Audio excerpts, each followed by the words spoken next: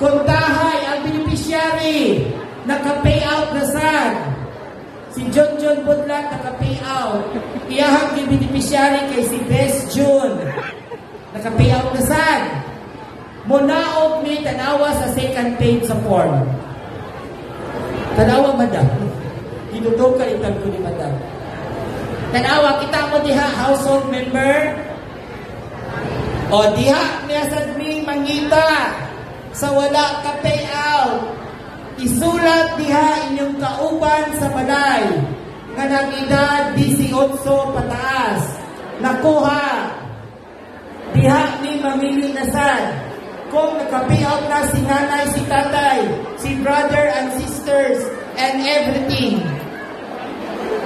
Ang cellphone number sa isa ka form, pwede isaray gamiton. Nakasabot, nakuha, na-captured na. Wala na yung doon sa koonya. Unsa ng gitnang pangalan.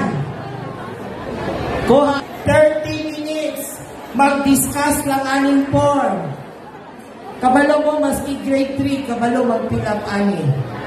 Pareha ni Mark Pinlock, graduate siya Stella Maris.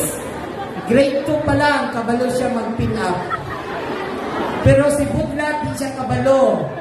Kay Vicente Hazel lang siya graduate. Junjun. Junjun na Budlat. Okay, kailan? Okay, mamaya